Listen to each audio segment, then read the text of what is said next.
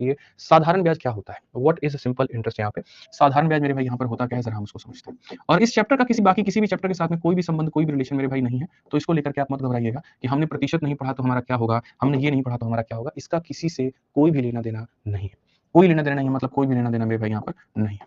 ठीक है, तो साधारण ब्याज की अगर हम बात करें तो मेरे भाई यहाँ पर क्या होगा आप समझिए।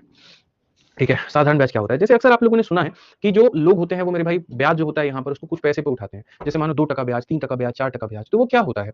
तो जैसे मैं आपसे अगर 1 लाख रुपए लेता हूँ और महीने में मुझे 4% का ब्याज देना है, तो यानी महीने में मैं 4,000 रुपए दूंगा। 1 लाख का 4% यानी 4,000 रुपए मेरे भाई। मैंने अगर 5% पर लिया यानी 5,000 का ब्याज बना, 6% पर लिया तो यानी 6,000 का ब्याज बना। किस तरीके से करके हम आपको क्या देते हैं, तो ब्याज देते हैं।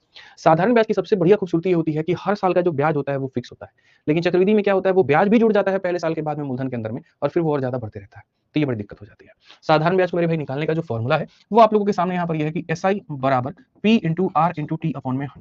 यहाँ पर ये हो जाएगा हमारा, जहां पर ये एस आई का मतलब हो जाता है मेरे भाई यहाँ पर क्या हो जाएगा, तो आप इसको बोलोगे मेरे भाई साधारण ब्याज यानी सिंपल इंटरेस्ट। आप यहाँ पर इंग्लिश में आप इसको क्या कहोगे, तो सिंपल इंटरेस्ट। और हिंदी में यदि आप मेरे भाई यहाँ पर बात करोगे तो यहाँ पर हो जाएगा साधारण ब्याज हो जाएगा। क्या हो जाएगा, साधारण ब्याज हो जाएगा मेरे भाई। उसके अलावा अगर हम बात करें यहाँ पर पी जो हो जाता है वो क्या हो जाता है, वो प्रिंसिपल हो जाता है मेरे भाई। वो जो मूलधन यानी जिसके ऊपर में तुमने पैसा दिया है। ठीक है, तो जो पैसा मेरे भाई तुमने दिया है वो क्या है, प्रिंसिपल है।